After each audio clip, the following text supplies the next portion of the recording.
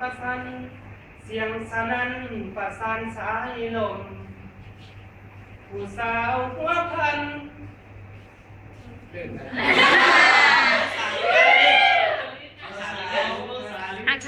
เขาสาลิกันต้องฟ้าต้องดินเรื่องอาหารการกินของโปรดยกลิ้นนอลันนอผม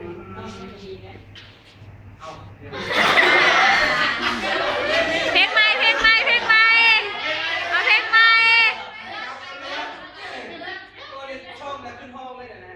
เพลงใหม่เพลงใหม่เพลงใหม่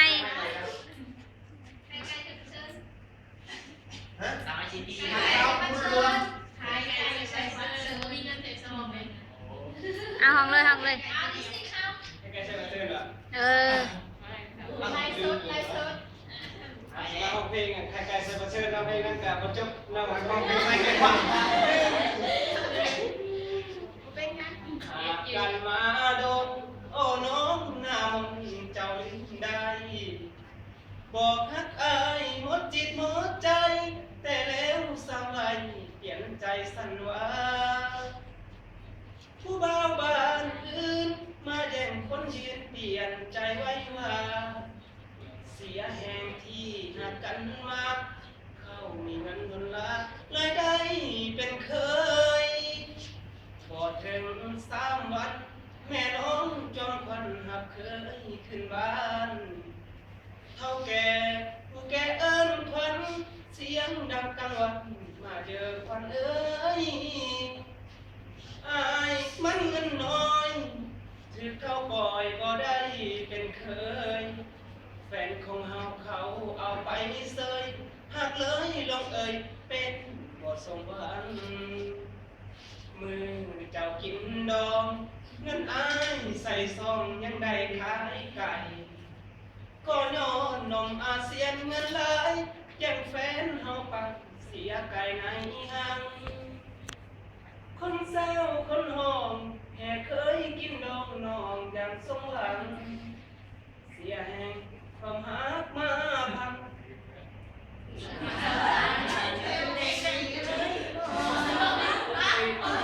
ลาแล้วลาเด้อลาแล้วเด้อสามีกับเพิ่นคือเขาห่มสองแก้มเปิ้นไอ้ขอทางเดินจากคนสี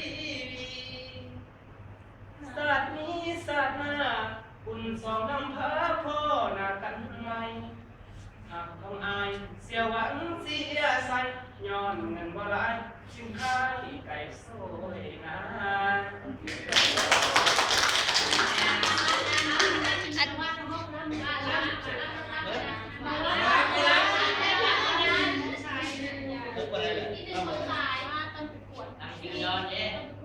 ลำอาจารย์มาใส่ไก่นิดโดนปีนี้ได้ก็ได้ปีนี้ก็ได้ยันได้ช่องปีเลยยันคลองแซมมาตลอดสมัยได้ใช่ไหมอาจารย์สมัย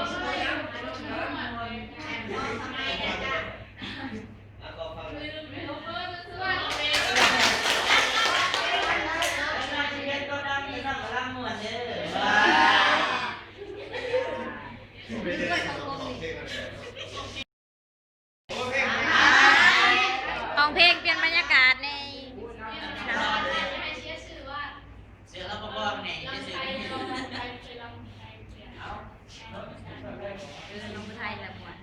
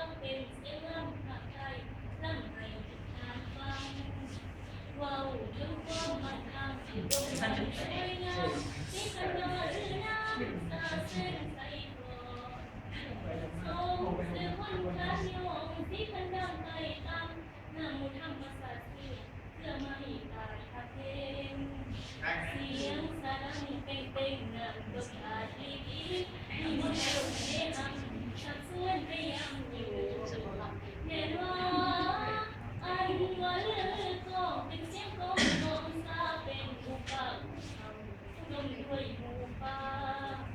นี่ป่าเอิญป่าข้าวป่าวาป่าพรสีพันดอนขับเอาไว้ป่าเป็นเส โอ้เนาะเอา เมื่อป่ามาได้มีโอเกนจริงจีมีเจลบีเจ็บสุดทุกตรงคนป่ามีทางลาดเลยลอยซอยแสงทางมันมีทะเลทางมันจุดเมื่อไรให้ย้อยลอยลองเมื่อส่งคลื่นผู้ดมดีผู้มีพางามไว้ตามบางน้ำผู้ดมด้วยผู้ดอน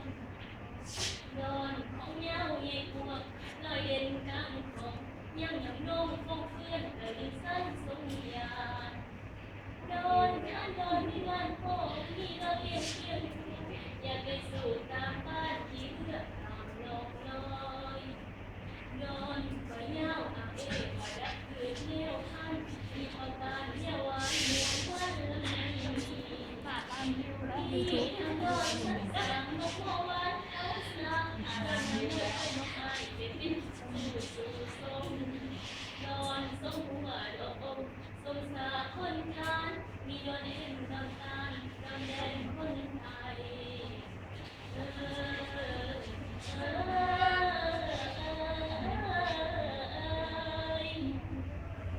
แน่นมาขายคำแรกลงคอไอ้ว่าติการเยือนแจมเนี่ยมันเดือดขึ้นฝ่าดังผ้าแจ้งแจ่มใสอ้ายเอาเลาะหนึ่งบาทเอาปีสีโซเสียงโอแอประสานแค้นเกี่ยวสาวตามบาน แต่เมื่อมาวันนี้เสียงกำลังสลากรเดินผ่านไปเลยอยากสิเป็นหมอลำที่เป็น